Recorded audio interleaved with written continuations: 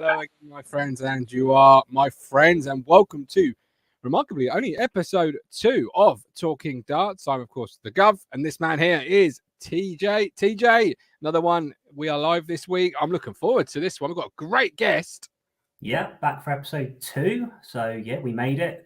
We're only a couple of weeks in, but yeah, it seems to be going all right so far. Looking forward to introducing Carl to the show and hearing all about his stats, basically. He's a statistician, stat master, so I look forward to hearing his journey through darts. Yeah, when you said you had this guest, and I looked at his Twitter account, really excited, particularly as a new fan, and got a couple of questions that I'm gonna put to him. But especially before we bring him on, we've got a couple of news items standing out. But before we get to those, I should say you can catch this podcast on audio platforms. Search Talking Darts. If you can't find it from there, come and find us on Twitter or Facebook. We're not hard to find, but it's Talking Darts on podcast platforms. If you're watching this back on catch up, leave a comment, leave a like. And if you're live, don't be a lurker. Get involved in the chat and tell us what you thought of the Premier League so far, the seniors. Lots to unpack. Talking of which, the 25-year partnership, Unicorn Darts and the PDC, has come to an end, Tom. Yeah, long-standing. I basically grew up watching darts with those boards. I've always played on windmill boards myself, so I always wondered if I was having the right board and the right setup at home, but I always thought windmill was slightly better. So personally, it's quite nice to see they've transitioned over, and the Blade 6 looks quite a smart board. I've got the 5 at the minute, and yeah, new partnership. They debuted week 1 of the Premier League, and I thought it looked pretty good, to be honest.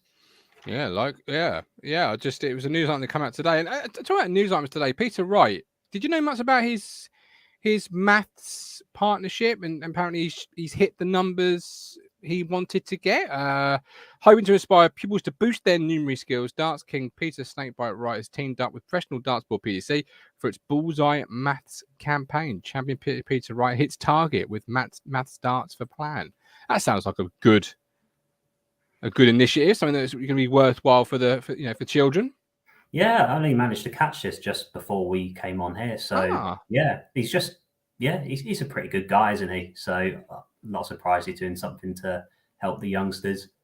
Smashing hair, and anyone who's got dedication to get a tattoo the way he has of the snake just above that's an awesome tattoo, isn't it? Yeah. His wife Joanne designs it every tournament. So it's not. So it's not. There you go. See, that's a new question, new fan looking a bit silly. So it's not okay. So it's a stick-on one, basically. It's a stick-on, and she designs it before every tournament. So when he's playing behind closed doors and on the floor tournaments, he's just got his hair slicked forward, doesn't design it, and then big tournaments, Joe sorts it all out. Takes hours to do, but comes off every tournament. So yeah, wow, he's sorted. Wow. Okay. Yeah. So I suppose that's one way of making sure he doesn't have a huge snake tattoo on the side of his face for a dinner party or whatever. Yeah. I thought it looked so good. I thought, wow, that's dedication to the art. Right. That's the news roundup out of the way. We've got the Premier League results to get into, seniors to get into, lots to uncover. Power Taylor saying I've embarrassed myself. So I suppose you better go ahead and introduce our exciting guest. Yep. So really pleased to welcome Carl Fletcher to the platform. He'll tell you all about what he does, but yeah, he's the owner of Darts Tracker, who have recently been working with ITV'S Sport. So yeah, let's bring Carl on. Darts Tracker. Carl, welcome in. Hi guys, you all right? How are you? Yes, very exciting. Come on, Tom, over to you. This is your baby. I'm going to sit here and listen to the Darts Tracker King tell us how it is. Brilliant. Yeah. So, yeah, thanks for joining us, Carl. So whereabouts do we find you in the world today then? Well, I'm based in the West Midlands. You can tell from myself, I've got quite a thick black country accent. But yeah, so Tipton's quite a hotbed when it comes to darts. There's been Jamie Hughes, Scott Baker recent years. So, yeah, that's where I'm found at the moment. I've always lived in this area. So, and it's always been a quite popular sport in this area as well. So. And I think I spotted on your Twitter account as well. Is it Nigel Pearson's from around your way as well? Is that right? No, yeah, he lives Womben way. I've speak to him quite a lot on Twitter, and yeah, he's not right on the doorstep, but close enough. Yeah. Oh, brilliant. Yeah. Big fan of Nigel Pearson. followed him for years, and I think he's just a great commentator of the game. So speaking of the game, it would be great to know, how did you get into it, and what do you do with Darts Tracker, and kind of what's your background? Okay, well, I've always been a massive fan of darts from young age, 6, 7. I started watching it.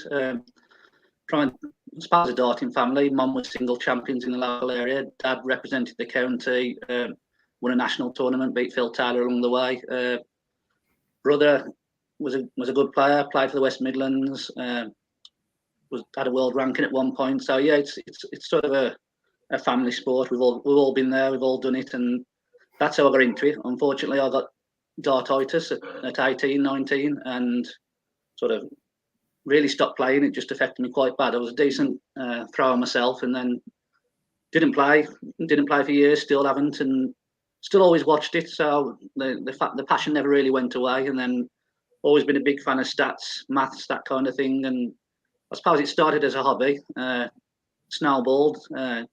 Got invited onto the Sky Sports Dart podcast to discuss stats. I suppose from there on, I just carried on developing what I do, developing more stats, tracking more stats, and turned it into a company, Darts Tracker. Now I work with various media, Sporting Life, obviously the ITV news last week, where I worked with them at the Masters trial run, and went well, and they've decided to work me on every show they produce now, really. So, wow. Brilliant. So when it comes to stats, then, for maybe people who don't delve into it as much, if I'm watching it, I'm looking at, could be Martin. That's me. I'm regularly looking at the averages, and they're more of a guide just to see how they're playing in a particular period of the game. But kind of, what do you see as like a valuable stats that we should be focusing on to see how a game's panning out? Or we can reflect on the game and look at particular stats. What do you think are the most important ones we must focus on? Well, I think averages has always been the guide to how well somebody is playing, but it doesn't tell you everything. You can have a decent average because you haven't had a dart at a double. So basically, it's just scoring darts. So that obviously inflates what it should be. I quite like, rather than double attempts, again, you may miss 7 darts in one particular leg that sort of makes your double percentage look really low, where you could actually hit every double in every other leg after. So I prefer sort of winning legs when you get attempted to double, for example. So you may win 10 out of 11 a leg you've attempted the double, that kind of thing, rather than the general stats we get on TV, because it's traditionally been it's 180s, it's average, it's doubles percentage, but I like treble 20 accuracy, because obviously that's the main scoring segment. So I track the accuracy on that percentage of numbers hit, stray darts, single 20s. I suppose there's too many to track. I'm just constantly tracking everything. So when you're watching a game of darts and perhaps see 3 or 4 stats, I've probably got 100, 150 in front of me where I could pick out various things at any point. So it's quite in depth what I look at. I can look at it from each individual dart, each individual throw. So I think there's not really a stat that if I wanted to find out what it was, I could actually delve into my information and probably get there anyway. So. Yeah, well, I think if you're not watching me and Martin play, there'll be a lot of stray darts there. Certainly me playing. Yeah, absolutely. Andy Gray just asked, love a bit of dart stats. Are you on Twitter, Carl? You are. Do you want to give your Twitter account a plug? Yeah, so my personal Twitter account is @Fletcher, and the darts tracker is @darts_tracker. Either one of those, you'll find me either retweeting stats from Darts Tracker or giving my personal opinion on what's happening at the time. Personal ones probably changed more lately. It's more of an opinionated Twitter account rather than a stats one. Most of my stats come through Darts Tracker now, which is obviously a natural point to move on to as I set up the company, really. So absolutely. As a new fan for the sport, how can I best use stats, in your opinion, to further engage me, but also teach me as I go into them? I think from a newbie at the sport, as I mentioned at the start, obviously scoring average can give you an indication how well somebody is throwing on the scoring segment. So first 9 average is always a good indicator of how well you're scoring. I like one that I keep track of is how many times the professionals have been on a finish after 9 darts. It probably not so useful to an average custodian thrower because most of the times they won't be going to finish after 9 darts. But it gives you a good indicator how well you're scoring. Obviously, that's just part of the coin because the other side is the fact that there's the finishing, and without your finishing, you're never going to win a match if you're finishing poorly. So again, doubles percentage is one to keep an eye on. Yeah, it's difficult really. I suppose as a newbie, you're probably just getting used to what the game is. What key things you're looking out for. Whereas from my perspective, I sort of look at it from quite a high level detail. It's hard to convey the two really sometimes, but I think scoring average, which is your first 9 average, and probably your doubles percentage are the two for a newbie that I'd concentrate on. 180s are great, but as a newbie, you're not really concentrating on 180. You're just trying to concentrate on getting better and understanding the game, really. So, have you met much, if any, resistance as you've brought the darts in? The stats into it a little bit. Not really. I think in any sport, stats is growing anyway. You look at, I suppose, tennis. There's that many stats you get on there. You get the Hawkeye, don't you, in that kind of sport as well. So I think it's just the way the world's going. In football, you get the amount of coverage a player has made on the pitch, how many runs they've made, how many key passes. I think sport in general has sort of got the bug now when it comes to stats. So it's a bit of a growing field at the moment, and I don't think that's stopped with darts at the minute. I know at the World Championships, Sky introduced the treble-less visit stat, and people noticed that. So I think there's plenty of scope on the darts front for it. And now there's not that much resistance to it. I think actually most people do embrace darts and stats because it's a numbers game, and obviously it lends itself to that quite well. Tom? Yes. Have you got any other questions before we go into the seniors for Carl? Oh, I thought you were going to ask me Andy's question that's just come in on the chat. I can't. So it's a question on the league. So Andy's league is a double-in format, and what format is mine, and what is Carl's? So in terms of playing in the league, no, I don't really play double-in. It's just straight in best of 7 sets, 501. So that's typically what I play. I hate double-in, to be honest, because I'm so bad at hitting them. I'm probably better at trying to get the scores than I am the doubles, but that probably makes me not a very good player. So, yeah, what were you kind of playing, Carl, when you were playing at a younger age? What was kind of the setup? I played a bit of all sorts. I did play for the West Midlands youth team, so that was obviously 501. And I did play, I played 5 nights a week at the time, and that was a couple of hours of 501. But typically around here, it's 301 double start and double in. So yeah, that's the main one most nights of the week. Unless you're playing at a higher standard, then it becomes 501, such as Super League or the big knockouts. But yeah, many of the leagues around here are 301 double in. And you did mention it earlier. A member of your family beat Phil Taylor in the tournament. Yeah. Is that right? So that's right. Who was that, and how long ago was that? Because that must have been quite an achievement at the time. It was 98. It was actually a Freesides knockout, and my dad, my brother, and one of their friends won the Freeside knockout. It was a national tournament, and basically you had a chance to double your money if you could beat at the time the top 3 in the world, which were Phil Taylor, Alan Warren, and Dennis Priestley. And Dad on the day, he beat Phil Taylor, followed by Alan Warren, both one after another, and he didn't get a chance to play Dennis Priestley in a double your money shot. But the money was safe, so it was a free shot at that. But yeah, so Dad beat Phil Taylor and Alan Warren on the same day, and I was quite fortunate at the time. I still was able to play and I had a game against Phil Taylor, which was quite nice as well. So, brilliant! Wow. Speaking of Phil, obviously he was part of the seniors recently. He's gone on a quote. I've embarrassed myself. How did you see the Powers senior run? I expected a lot more, to be honest. I think we all just remember Phil Taylor for what he's always been, and that was the best in the world at the time for a number of years. And I expected him to sort of be up there with the eventual winner, Robert Thornton and Martin Adams. But I think match practice did tell. I think some of the others have done quite well. Robert Thornton, Martin Adams, they've been playing in online dart competitions, and nothing beats match practice. And I think you'll see a different Phil Taylor in the upcoming seniors events. I think he'll practice harder and he'll make amends. He'll definitely be in the mix going forward. And I think he's right. I think he probably is humiliated because he's that used to winning that it's second nature to himself, and I think he'll come on from that, and he'll make sure that next time he's in the mix and he's making the finals or semi-finals at least. He was just disappointing. He didn't play to his level we expect, and I think we just all got accustomed to Phil Taylor being the best in the world for a number of years and just expecting to be able to do it, really. So. Yeah, absolutely. Tom, I think I read something that he even said that if he doesn't come back better, he'll retire altogether. He won't bother going on.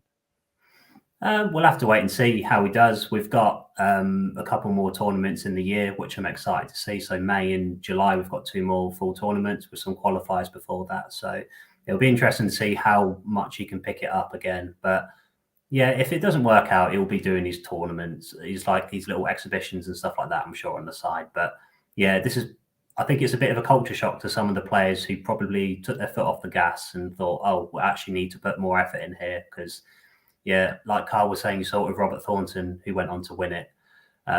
He used Q School to practice for this tournament, he said, which I found a bit baffling. But if he got through Q School, he would have had a card and he wouldn't have been able to play in the seniors. So, yeah, I think it was just good practice on his part. He could have done one or the other, and he's gone and won one of them. So, yeah.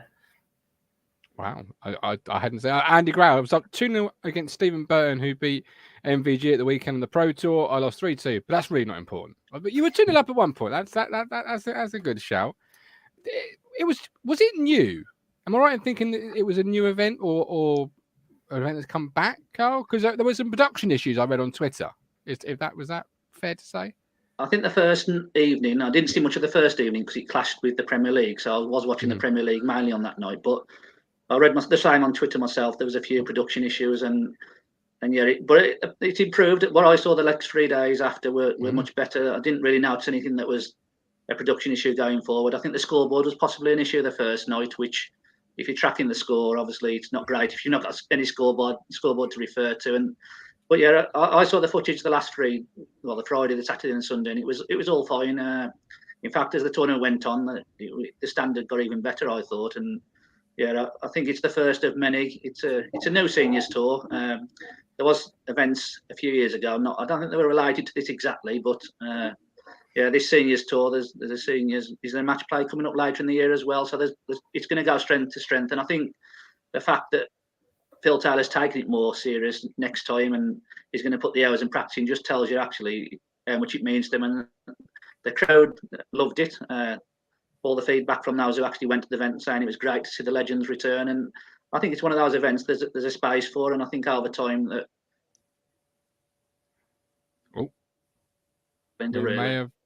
you come back. You froze there just towards the end, but we got your wonderful point. It clashed with the Premier League.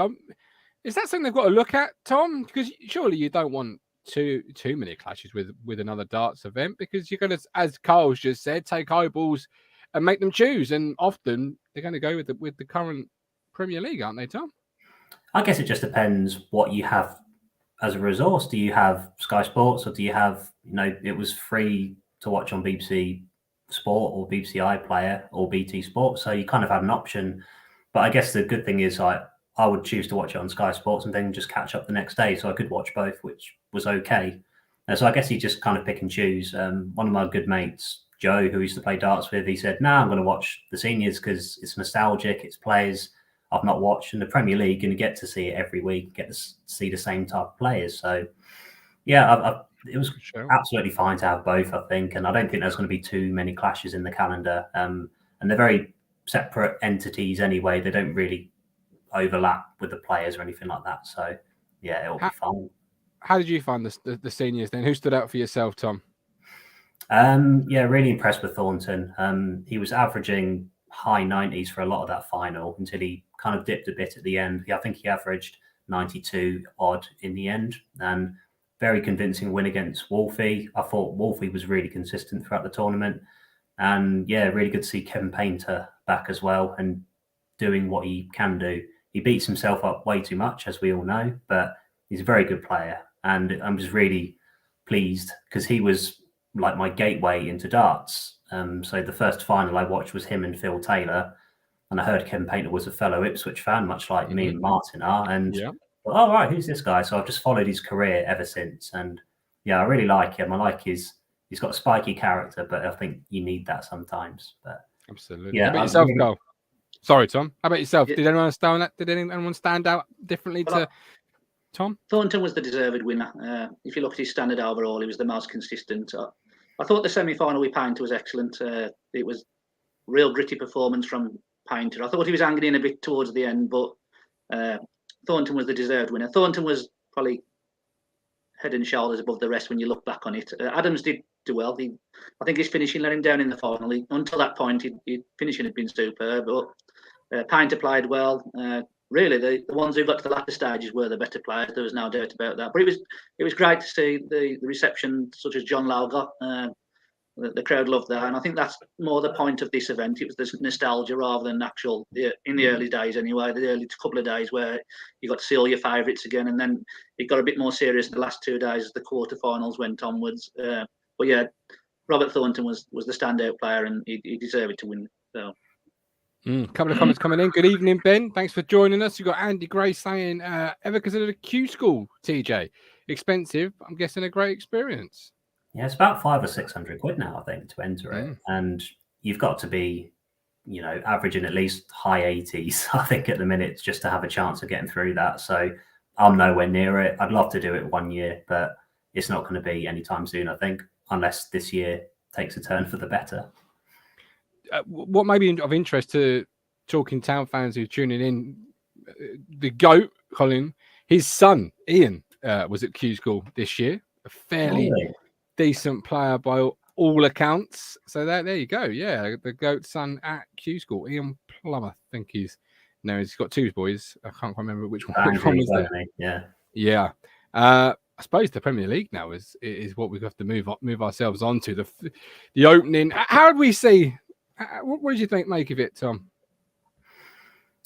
I'm yet to be blown away by the format, only because I think it's just a repetition of seeing the same players in such a confined space. I know you get your championships tournaments where it's all packed into 1 day, so you're going to see the same faces again. But I think for the Premier League, it's the showcase, and I think when you go into it, you want to see a fresh sets of games as you go along. So yeah, I'll give it a few more weeks and see how it kind of pans out, and if the familiar faces are winning all the time. If Peter Wright wins every single final, it's going to get a bit stale, I think. But he looks unbeatable at the minute. But yeah, we spoke on that last week, didn't we? The format, because it's new, isn't it? How have you seen it, Carl?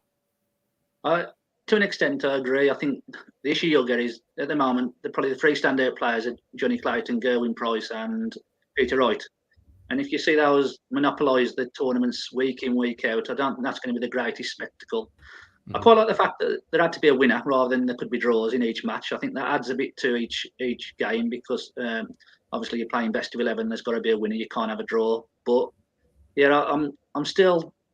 I like the format of a knockout, but I'm not so sure that the same 8 players over the course of 17 weeks is the best. I would have quite liked to see the contenders return to this and add a contender in each week to the knockout, especially as there's prize money to be won in each week, £10,000 a week.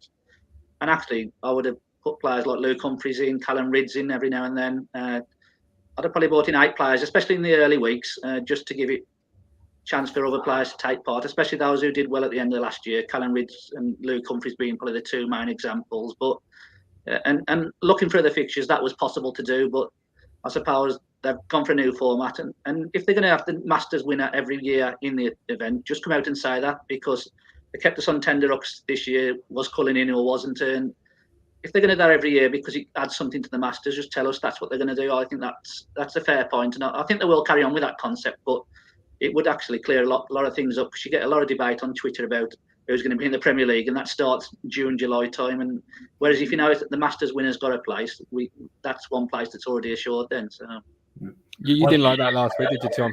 You were at the same as Carl there. I wanted it cleared up sooner. Just if you're a player as well, you're going to surely want to know. You don't want another situation where it's Clayton versus King last year, finding out just before the game, right, one of you's going to get in, fight for it, and you don't want that really, because you want the players to probably relax a bit more and have a better game. But yeah, I'm keen to ask Carl, actually, what did you think of the final lineup for the Premier League this year? I think it's what most people thought it was going to be in the end, which, whether that's right or wrong, it's just the fact that we know that Anderson remains a big draw. I'm not saying he, on merit, he probably didn't deserve his space, but he still remains one of the big draws. And the Premier League is just a massive glorified exhibition in all, really. So he was always going to get his space. I feel a bit harsh for Rob Cross. He definitely deserved, on the back of his European Championship win, to be involved. But Cullen deserves to be in there. He's been touted for that position for a number of years, and he's finally got there. And in terms of being a marketable asset to the PDC, Joe Cullen ticks the box. He's young, he's likeable, he throws quick darts, the crowd like it, and his walk-on's fantastic. So, yeah, he's one of those that the players, that the fans actually take to. So, from that respect, Cullen deserves to be in. I just think that Rob Cross was a bit harsh to be missing out, really. That was all. So, I suppose that's the beauty of the limited number, though, isn't it? You're going to have a couple that you necessarily want to see or feel you should be there, Carl, that can't be. Yeah, I mean, Jose de Souza, runner-up last year, was omitted. That's another contentious point. As I say, Luke Humphries is destined to be in there at some point, and I won't be surprised if he's in there next year, to be honest. The way he started this year, winning an event the weekend, if he carries on in that vein, he'll be in. But I would like to see some young blood in there eventually. And as I say, Callum Riggs and Luke Humphries are probably two that spring to mind first. Tom, as we look at the Premier League results, round one, what sort of stood out to yourself? Yeah, I think Johnny Clayton first on in his home country. I think that was good to put down a marker against Cullen, who probably wanted to prove a lot getting in the tournament for the first time. So he kind of, he stood up to the pressure and he got a convincing 6-2 win. So, yeah, I thought that was a really good starter for the quarterfinals, to be honest. How about yourself there, Carl? Yeah, I thought Johnny Clayton v Joe Cullen was probably the best match of the quarterfinals. 10-180s, I think, was in the 8 legs, which is really good. Price v James Wade was a bit of I suppose, a damp squib, especially for the home fans. He didn't really perform, Gerwyn Price, but neither did Michael Smith and neither did Van Gerwen, really. I suppose the 4 winners were the 4 who deserved the first round. Wade was a bit underwhelming to get through, averaging about 88, but no arguments with Clayton and Wright and Anderson all getting through. I think they all looked the better 3 players on the night, and obviously as it went on, Wright got better and he was absolutely fantastic in the final. He was unplayable. Were you a bit disappointed with Van Gerwen in the end, lads?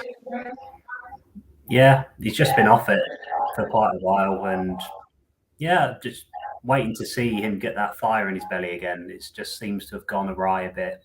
Don't know what's going on, but yeah, and there was... I'd agree with Tom. I think Van Gerwen is just lacking something at the minute. I think it's not just been recent here. It's pretty much been since the start of 2021. After winning the Players' Championship and losing to Dave Chisnell at the World Championship, he's not really hit top form since. But you keep waiting for it to turn up, and sooner or later it will. But it's just when. And at the minute he's sort of way behind Wright, Clayton, and Price, in my opinion. Yeah, agree. Okay. Looking in, obviously, then into the semi-finals, Clayton, Wade, Wright, Anderson. Tom, which one for you? Yeah, I think probably again Clayton for me. Just James Wade is so difficult to play against, and just as Carl touched on, even averaging 88, he can still win a game. That's the type of player you need to just grind a result out, and I think you just done well just to hold him at arm's length and just get through that. So I'd say what Clayton did was impressive that night. He just ran into the best player in the world at the minute in Peter Wright. Andy Gray, I love Van Gerwen, but he's miles off from the standard he expects from himself, which is probably why he's struggling. So looking at the second game, Carl, what did you make of the second game?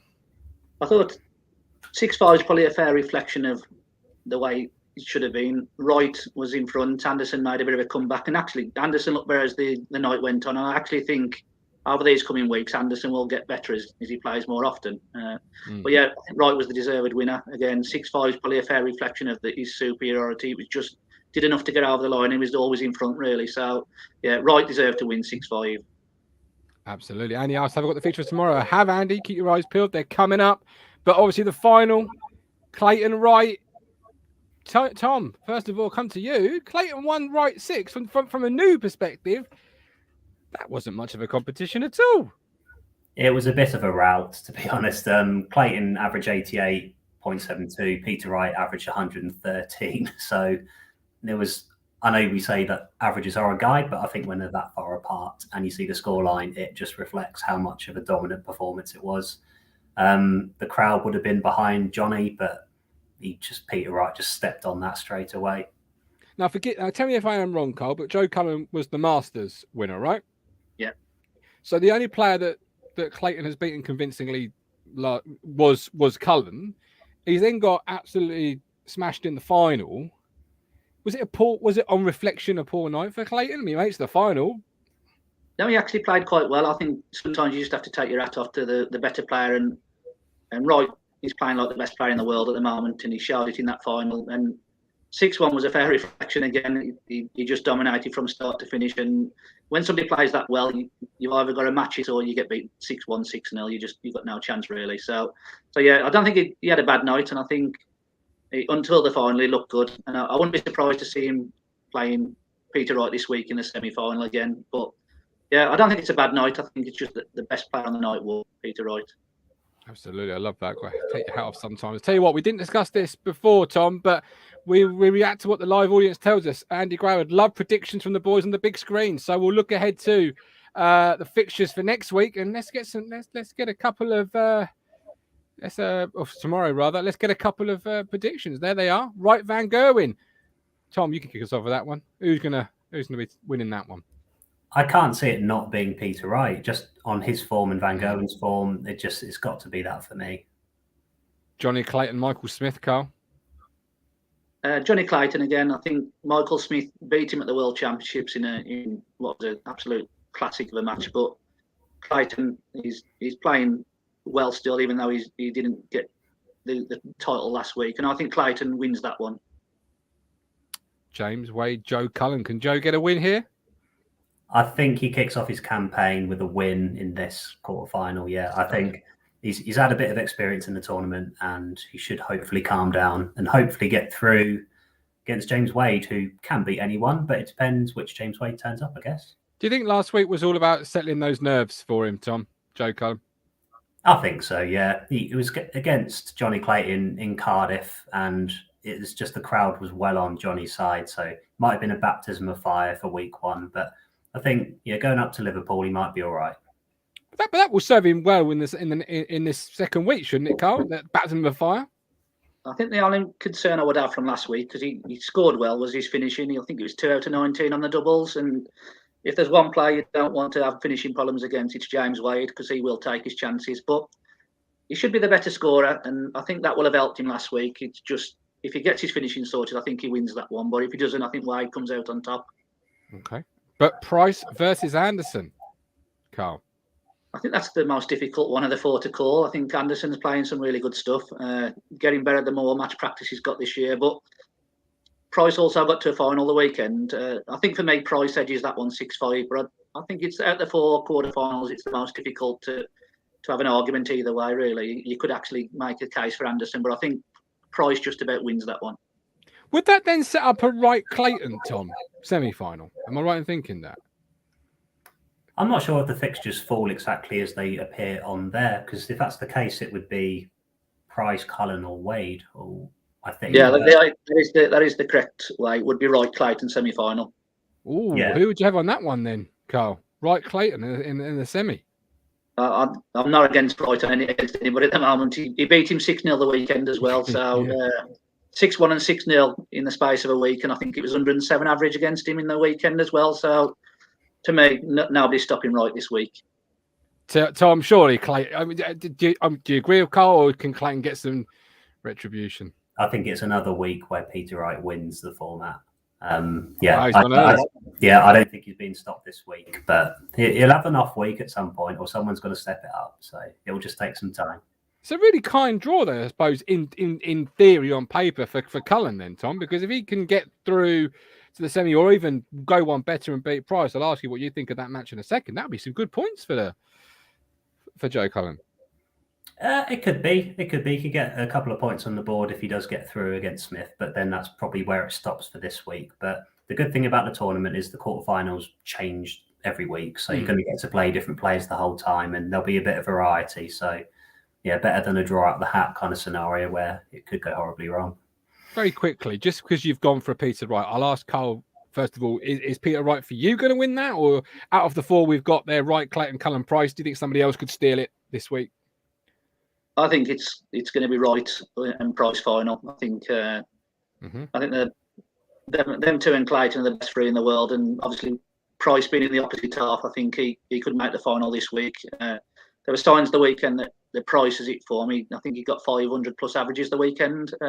Only Peter Wright had more with 7, so I still think Peter Wright's the one to beat. But if anybody's going to stop him, it's Gerwin Price. And again, that would be a repeat of last Sunday's final at Players Championship 2, and Peter Wright came out on top in that one. But I don't see anybody beating Wright. I agree with Tom that at some point he's going to have an off week and he'll lose in the quarterfinal. But at the minute, the way he's playing, I wouldn't be betting against that this week. Right, Clayton, top 2, as you just said, there was a third one you mentioned, name escapes me as I think about this question. But very quickly, as we round up, 36 minutes over our time, but very quickly, is Wright being so dominant, and players like Van Gerwen perhaps not being, is that a reason why we should have kept the relegation or the threat of? Do you think? Because if Wright continues to be dominant, is it going to get very stale? Is it not very sort of quick?